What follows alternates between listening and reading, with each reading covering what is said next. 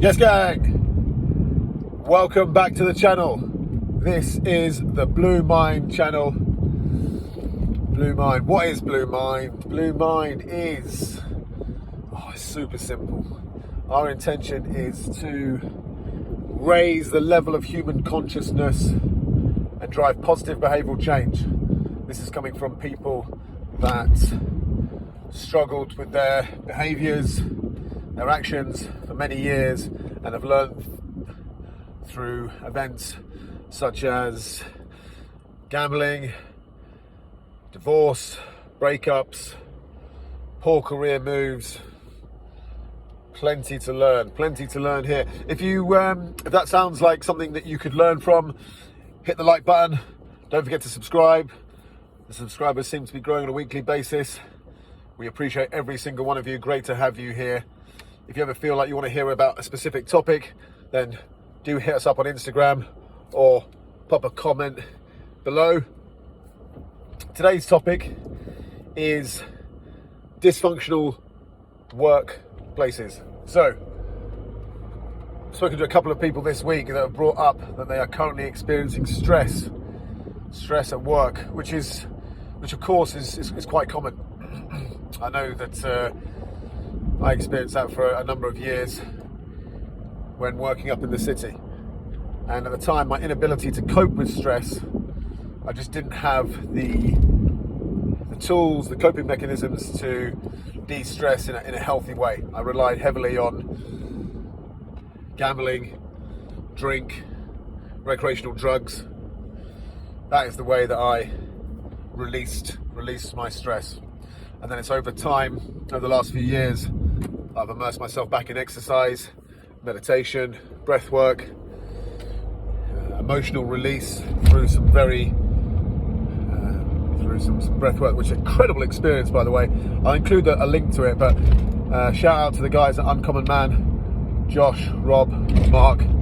Absolutely brilliant experience. Anyone that's looking for something slightly different, definitely worth experiencing that. So let's get straight into it. Dysfunctional workplaces, careers. So the two people I was speaking to, basically they're in a state now where their physical body is responding to the stress that they are experiencing. So, such as heart palpitations, rashes on their skin, hair loss. You might feel like these sound like they're quite common, but when you dive a little bit deeper into why is this happening, what was the origin story of this stress, it's fascinating to hear that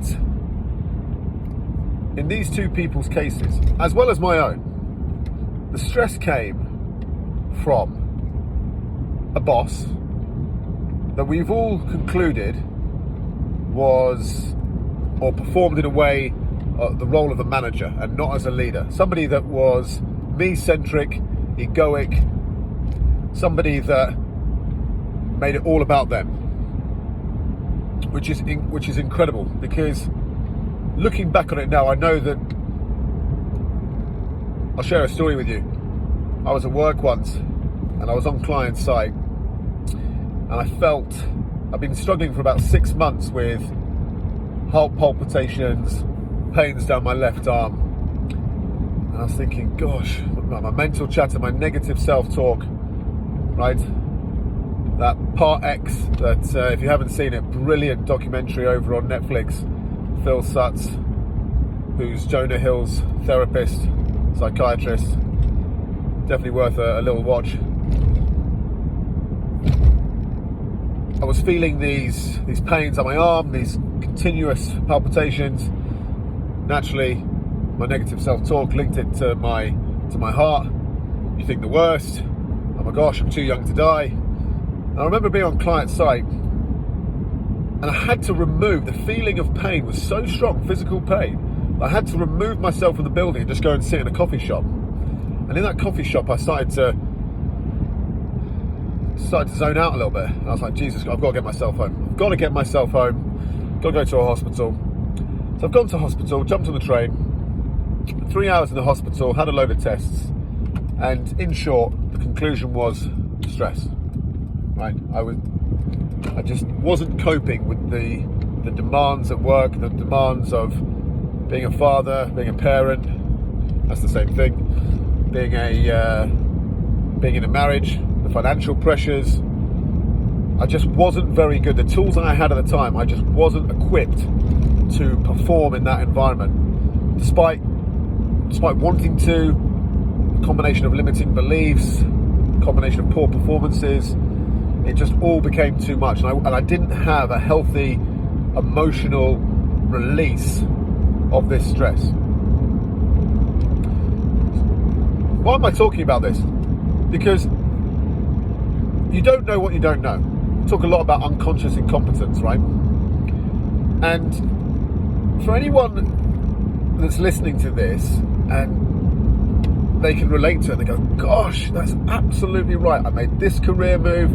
I was promised X, Y, and Z. And this is common. From speaking to a lot of people over the last couple of years, this is extremely common. If you are working for somebody that is me-centered, egoic, makes it all about them, doesn't have your best interests at heart, I would strongly advise you to start looking for a new job. It might not be as easy as that, but surely your number one priority is your health. And at the time, I didn't realize that, and it ended being this downward spiral. I just could not cope. That feeling, that anxiety.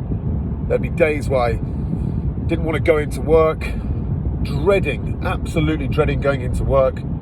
Combination of my boss, my colleagues, not performing in the role. Got to take some ownership for that, of course. But it all adds up, and it doesn't surprise me how common this is. So what can you do? Here are 3 absolutely no-brainers that you should implement immediately, and if you're not doing them, start today, right?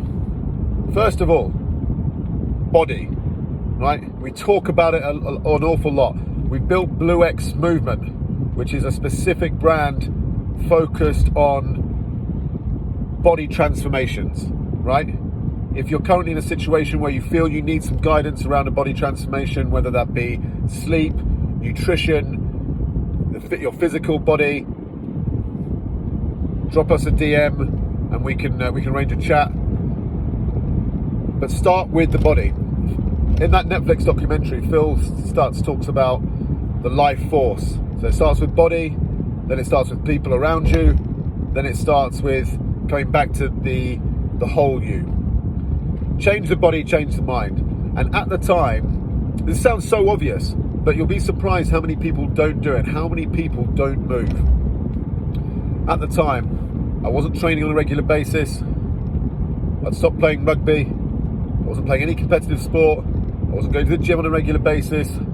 I would, instead of walking to the office, I would jump on the tube because I felt tired, because I'd drunk too much the night before. Then I relied heavily on caffeine the next day. Do you see the cycle? This is a vicious cycle. So number 1, prioritize your body. Change the body, change the mind, get some movement in. Doesn't have to be CrossFit, doesn't have to be HIIT training, right? Even if it's just a walk. Set some goals.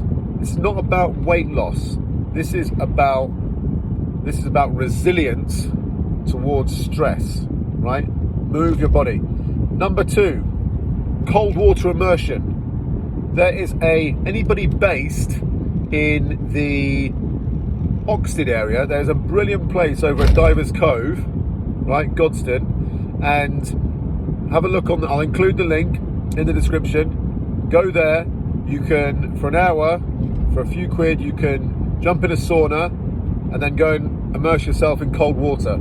And what that will do, right, it will deliberately put the body into fight or flight. And then what that does, once you regulate your breathing, yeah, and you remind your brain, your mind, that you are safe, that you are not under attack, the cortisol, the stress neurochemical, will release from your body, right? It is a brilliant hack for de-stressing, and I would highly recommend it. The third one, which is, from what I hear, is an unpopular one, is meditation. I'm somebody who did not believe in meditation at all, right? Not religious, not spiritual, despite being brought up in a Catholic environment and a very religious family. I don't see myself as religious. I didn't see myself as spiritual. I do believe that I've moved into a spiritual capacity now. Meditation will help you organize your thoughts. There are studies, I'll try and find the study as well, that it's heavily linked to happiness, well-being, peace of mind, longevity, youthfulness. There are so many benefits of meditation. I meditate 99% of the time, right? There are 1 or 2 days a month that I miss it, whether it be because I have the children. I do everything I can to meditate on a daily basis. It's that good, it's that addictive, and it's definitely worth exploring. If you're not sure how to start that, like any of these things, you just got to start. What will happen with the cold water? You'll go in and go, fuck this, it's super cold, I'm not doing it. That's your brain, that's your part X telling you that you're under attack, get out. I promise you, if you stick with it, 10 seconds becomes 20 seconds, 20 seconds becomes 30 seconds, suddenly 30 seconds is a minute. Ed and I went the other day. The first one was 1 minute, second dip was 3 minutes, the third dip was 5 minutes. It is an absolute game changer. So, 3 ways to dramatically improve your stress and anxiety if you feel that that has been developed, whether it be in a work capacity or not. Number 1, move your body. Number 2, cold water immersion. And number 3, meditation. Do one or all 3 of those things, and the win percentage, it is highly likely that you will feel significantly better. This is somebody talking from experience and that does it on a regular basis. And from speaking to one of the people that have been struggling with it a couple of months back, I spoke to him yesterday. He cannot believe, and this is somebody that's grew up extremely fit, played sport, was going to the gym on a regular basis, got married, had kids, immersed himself in work, and dropped off prioritizing his physical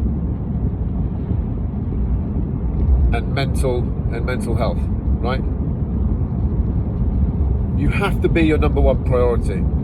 I truly believe that if you do not prioritize yourself, you will not be able to perform in your role as dad, as business owner, as consultant, as brother, sister, mother, whatever that meaningful role is to you. You will not be able to perform it to the best of your ability if you do not prioritize yourself.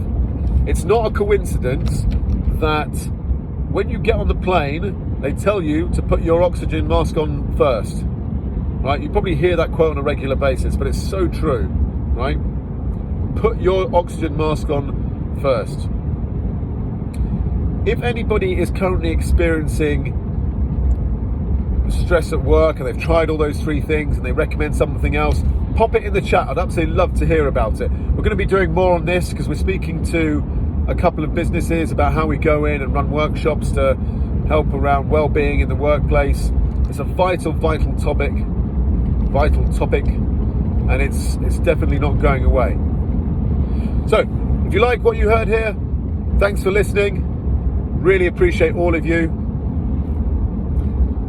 BlueMind is on Instagram, it's on Facebook, BlueMind Approach, at the BlueMind Approach on IG. Hit the like button, subscribe, share it with your friends or anybody who's, May is Mental Health Awareness Month, right? If you know of somebody that is not being themselves, do you know that I wasn't myself for an awful long time, and I was too scared, I was not prepared to be vulnerable to ask for help. And it took my wife at the time to ask for a separation and divorce that was the catalyst for change. A big reason why I do this is because I do not want that to be the same for other people. Because it is an extremely dark place if it goes too far. Suicide ideation, etc. And it's upsetting even just talking about it, right? Do not wait for someone else to drive your change. Take ownership. Reach out to somebody. Do something for yourself. Be vulnerable. So grateful for all of you listening to this right now. Take care. Speak to you all soon. Bye.